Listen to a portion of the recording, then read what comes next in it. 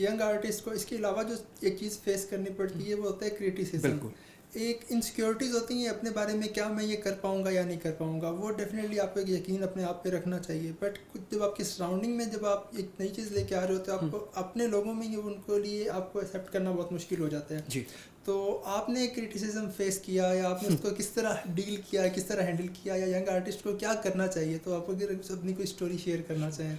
Criticism तो अभी भी फेस करता हूँ। ओके। कि म्यूज़िक करने का फ़ायदा नहीं है, या ओके। इसमें बहुत मुश्किल है करना, पैसे नहीं कमा पाते लोग, ये सारा कुछ सुनने को मिलता है। एंड ये ट्रू भी है, ऐसा नहीं कि ये ट्रू नहीं है, बट आई थिंक आपका अपना माइंडसेट डिटरमिन करता है कि आपने चैलेंजेस के साथ कैसे फेस करना है। फॉर एग्जांपल, अगर आपने अपने पैशन और रियलिटी को बैलेंस करना होता है। अगर आप सबसे पहले क्रिटिसिज्म की अगर बात करें, ठीक है,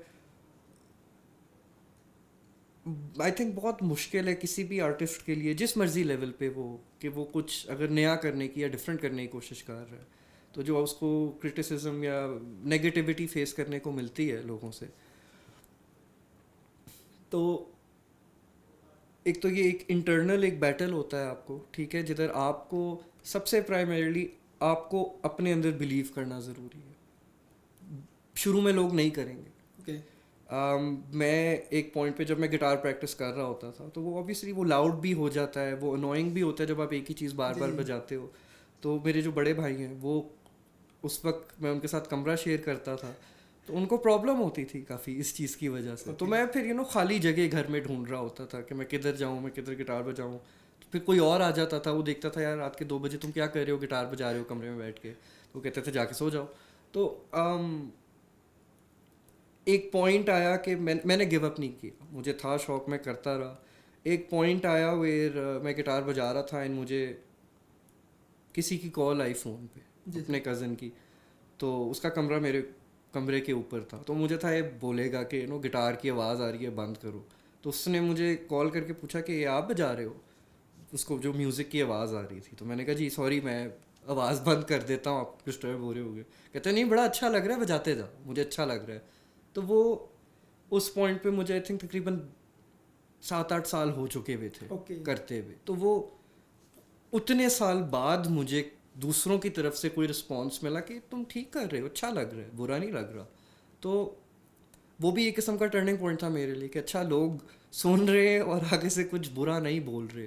तो उस पॉइंट से पहले तक बस आप कहने मेरी कुछ मेरे दोस्तों का सपोर्ट था उस वक्त, ठीक है, बट जनरली एक सेल्फ बिलीव बहुत स्ट्रॉन्ग था मेरे अंदर कि अगर मैं मेहनत करता जाऊंगा इस चीज़ में, तो किसी ना किसी पॉइंट पे जो मैं अपने सर में सुन रहा हूँ, ठीक है ना, कि इस तरह गिटार बजना चाहिए, वो किसी ना किसी पॉइंट पे तो बाहर आना शुरू होगा। ओके। तो वो जो इनिशियल स्ट्रगल होती है, आई थिंक वो सबसे ज़्यादा मुश्किल होती है, क्योंकि उस वक्त आपको कुछ नज़र नहीं आ रहा होता, आपको कुछ समझ नहीं आ रही होती।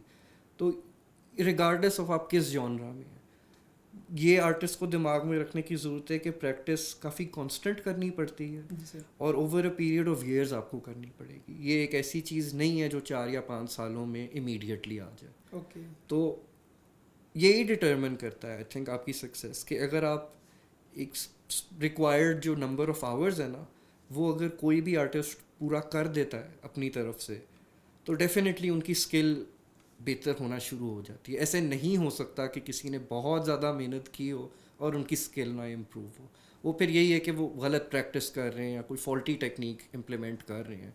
बट मैंने इस चीज़ से बहुत ज़्यादा मुझे हौसला मिला है, क्योंकि मैंने बहुत से ऐसे आर्टिस्ट को देखा है जो मेरे साथ थे, जिन्होंने बहुत मेहनत की है और वो बहुत इवेंचुअली वो जितना आप अच्छी एक मकाम पे पहुंच सकते हो वो पहुंचे।